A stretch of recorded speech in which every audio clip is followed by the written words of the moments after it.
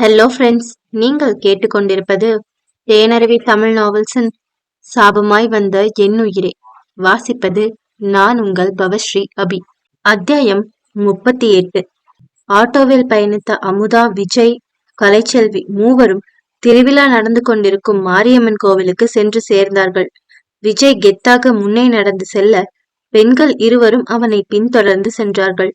அவன் தனது முழு உருவத்தையும் மறைத்து கொண்டு பார்ப்பதற்கு தீவிரவாதியைப் போல இருந்ததால் அனைவரும் அவனை குறுகுருவென பார்த்து கொண்டிருந்தார்கள். அது திருவிழா சமயம் என்பதால் அங்கே குவிந்திருந்த ஏராளமான போலீசார்களில் ஒருவன் சந்தேகத்திற்கு இடமாக அங்கே சுற்றி கொண்டிருந்த விஜயை பார்த்துவிட்டு அவன் அருகில் சென்று, யார் நீங்க?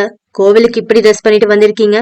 பப்ளிக் பிளேஸ்க்கு இப்படியெல்லாம் வரக்கூடாதுன்னு உங்களுக்கு தெரியாதா என்று கேட்க, யாருடா நீ? பொடி பையன், என்ன கேள்வி கேக்குறியா என்று நினைத்து விஜய் வந்த கோபத்திற்கு அவனை அடிப்பதற்காக கையை ஓங்கினான். அவனை கவனித்தபடி அவனை பின்தொடர்ந்து சென்று கொண்டிருந்த அமுதா அவன் கையை உயர்த்த போவதை கவனித்துவிட்டு வேகமாக அவன் அருகில் சென்று அவன் கையை பிடித்து கொண்டு, சார் சார், கோபப்படாதீங்க சார், இவன் என் அத்தை பையன். இன்னைக்கு இவனுக்கு பர்த்டே.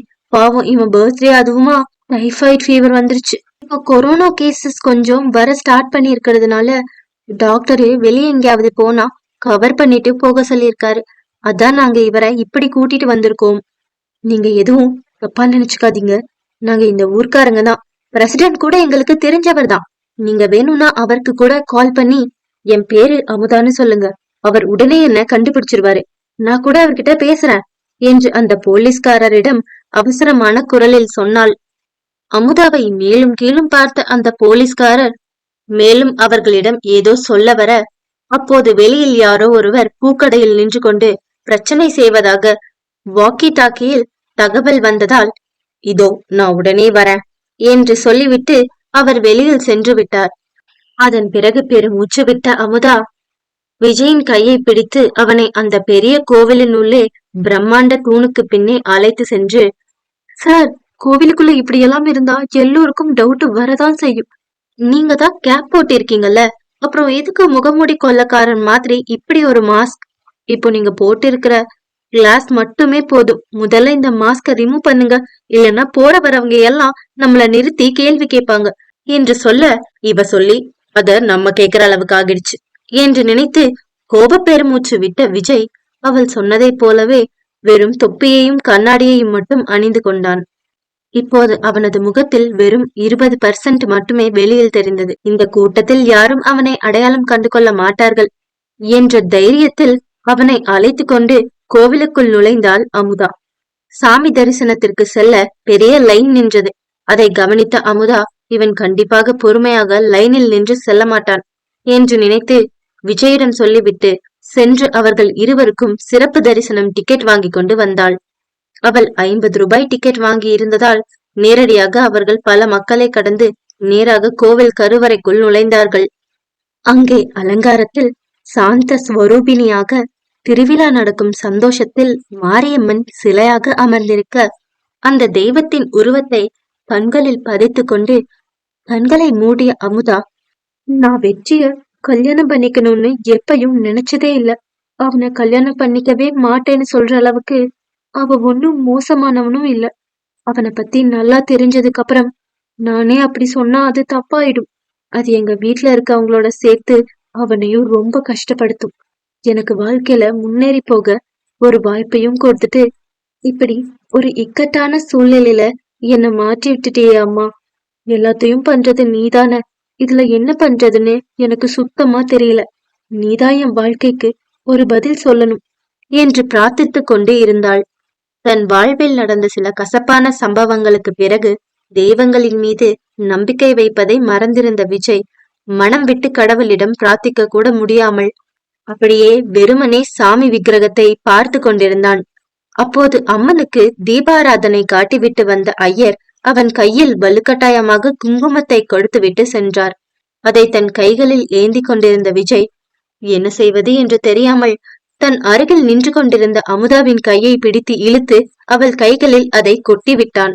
சாமி கும்பிட்டு கொண்டிருந்த அமுதா திடீரென்று விஜய் அப்படி செய்ததால் கொஞ்சம் பதட்டமானாள். ஆனால் அவள் எதற்கும் ரியாக்ட் செய்வதற்குள் அவள் அருகில் வந்த பூசாரி அவளிடம் தீபாராதனை தட்டை காட்டி, எடுத்துக்கோமா அமுதா என்று சொல்ல, சரிங்க சாமி என்ற அமுதா தொட்டு கும்பிட்டு விட்டு அவர் கொடுத்த குங்குமத்தை வாங்கி ஏற்கனவே தன் கையில் இருந்த குங்குமத்துடன் கொட்டினாள். பின் அவள் தன் கையில் இருந்த குங்குமத்தை எடுத்து நெற்றியில் வைத்துக் கொள்ள, அவளையே கவனித்துக் கொண்டிருந்த விஜயின் கண்களுக்கு அவள் இயற்கையான அழகுடன் இப்போது மங்களகரமாக மரியாதைக்குரிய பெண்ணாக தெரிவதாக தோன்றியது. அவன் தன்னையே பார்த்து கொண்டிருப்பதை கவனித்த அமுதா என்ன என்பதை போல அவனை பார்க்க, அதான் சாமி கும்பிட்டாச்சுல்ல, சீக்கிரம் அவரை கூட்டிட்டு வா போலாம் என்று அவள் காதுகளில் கிசுகிசுத்தாள் கலைச்செல்வி.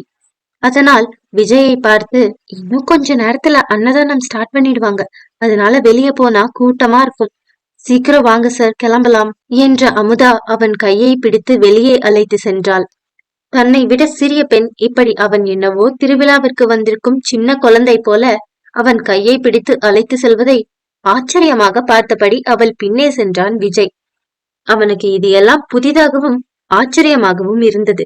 அதே சமயம் இப்போது அவன் அவளை தடுக்கவோ அவளிடம் எதிர்த்து பேசவோ இல்லை.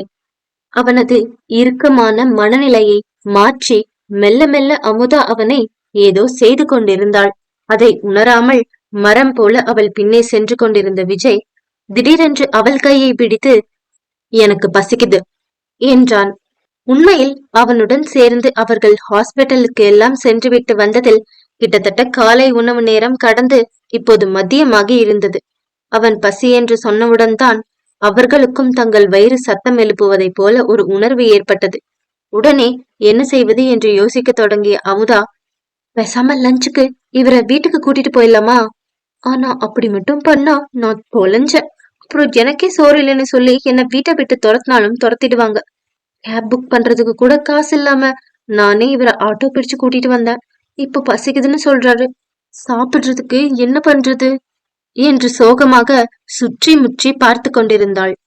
அவள் கொஞ்ச நேரத்திற்கு முன்பாக விஜயிடம் சொன்னதை போலவே கோவில் மண்டபத்தில் வடை பாயாசத்துடன் தலைவாழை இலை போட்டு அனைவருக்கும் சமபந்தி போஜனம் நடந்து கொண்டிருந்தது.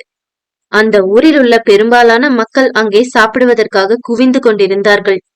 அந்த காட்சியை பார்த்தவுடன் அவள் மண்டையில் ஒரு பல்பு எரிய, அதை விட்டா வேற வழியே இல்ல என்று நினைத்த அமுதா, சாமி பிரசாதத்தை சாப்பிடாம கோயில் விட்டு போக கூடாது, அப்புறம் தெய்வ குத்தம் ஆகிடும், சீக்கிரம் வாங்க, சூடா இருக்கிற சாப்பாடே நம்மள வா வான்னு கூப்பிடுது, போய் திருப்தியா சாப்பிடலாம் என்று சொல்லி யோசிக்க கூட நேரம் கொடுக்காமல் விஜய் கலைச்செல்வி இருவரின் கையையும் பிடித்து கொண்டு ஓடி சென்று அந்த கூட்டத்திற்குள் அங்கே இருந்தவர்களை தள்ளி கொண்டு நுழைந்தாள் அமுதா.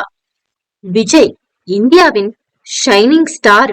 அவனிடம் இருக்கும் சொத்துக்கள் மதிப்பிற்கு இந்தியாவில் உள்ள அனைவருக்கும் கூட அவனால் ஒருவேளை இலவசமாக உணவளிக்க முடியும். இதுவரை இது மாதிரியான பொது இடங்களுக்கு கூட வந்திருக்காத விஜயை அவனிடம் ஃபார்மாலிட்டிஸுக்கு கூட பர்மிஷன் கூட கேட்காமல் வலுக்கட்டாயமாக முதல் பந்தியில் சென்று அமர்வதற்காக கூட்டமாக மண்டபத்திற்குள் நுழைந்து கொண்டிருந்த மக்களுக்கு நடுவில் இழுத்து கொண்டு சென்ற அமுதா, விஜயும் கலைச்செல்வியும் சுதாகரித்துக் கொள்வதற்குள் உள்ளேயே சென்று ஒரு டேபிளை கண்டுபிடித்து அவர்களுடன் சாப்பிட வரிசையில் அமர்ந்து விட்டாள். அவர்களை தொடர்ந்து ஏராளமானவர்கள் முண்டியடித்துக் கொண்டு இடம் பிடிப்பதற்காக ஒருவரை பிடித்து மற்றொருவர் தள்ளியபடி உள்ளே ஓடினார்கள். அதில் சிலர் ஓரமாக இருந்த சேரில் விஜய் அமர்ந்திருந்ததால் அவன் மீது மோதியபடி எப்படியாவது இன்று ஒரு பிடி பிடிக்க வேண்டும் என்ற எண்ணத்தில் ஓடிக்கொண்டிருந்தார்கள். ஒரு நொடி அதை பார்த்து திகைத்து போன விஜய் வந்த கோபத்தில் கண்கள் சிவக்க திரும்பி அமுதாவை தன் அனல் கக்கும் பார்வையால் தாக்க, அவனை பார்த்து தன் அனைத்து பற்களும் தெரிய புன்னகைத்த அமுதா, பிளீஸ் கோச்சுக்காதீங்க சார், அதான் அம்மன் பிரசாதம் சாப்பிட்டா நல்லதுன்னு சொன்னேனே, இதுக்கெல்லாம் கூச்சப்படலாமா? நீங்க கார்னர்ல உட்கார்ந்து இருக்கிறதுனாலதான் உங்க மேல எல்லோரும் மோதிட்டு போறாங்க, அதுக்கெல்லாம் டென்ஷன் ஆகாதீங்க, நீங்க இங்க வந்து கலை பக்கத்துல உட்காந்துக்கோங்க, நான் அங்க போய் உட்காந்துக்கிறேன், எனக்கு ஒன்னும் பிரச்சனை இல்ல என்றாள். நான் யாரு, என் ஸ்டேட்டஸ் என்னன்னு தெரிஞ்சோம் என்னை வச்சு இவ காமெடி பண்ணிக்கிட்டு இருக்கா? யாருக்காவது விஜய் இப்படி அன்னதானம் சாப்பிடுற இடத்துல உட்கார்ந்து லோ கிளாஸ் ஆளுங்க கூட எல்லாம் சேர்ந்து சாப்பிட்டது தெரிஞ்சா என் நேம் என்ன ஆகுறது? முதல்ல இதையெல்லாம் நான் எதுக்கு சாப்பிடணும்? ச்சே, இவனுங்க இந்த சாப்பாட்டை எப்படி எல்லாம் சமைச்சானுங்களோ தெரியல. இத சாப்பிட்டு எனக்கு ஏதாவது ஆகிட்டா என்ன பண்றது?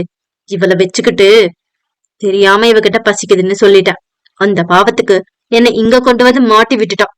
கண்டிப்பா இவ இப்படி பண்ணதுக்கு நான் இவளை பழி வாங்காம விடவே மாட்டேன். என் ப்ரொடக்ஷன்ல நடிக்க போறல, இருக்குடி உனக்கு, இரு, உன்னை சோறு போடாமலே சாவடிக்கிறேன் என்று நினைத்த விஜய் ஆத்திரம் பொங்க அவ்வளவு கூட்டத்தில் தன் வாயை திறந்து எதுவும் பேச முடியாமல் அவளை பார்த்து கொண்டிருந்தான். காதல் மலரும்.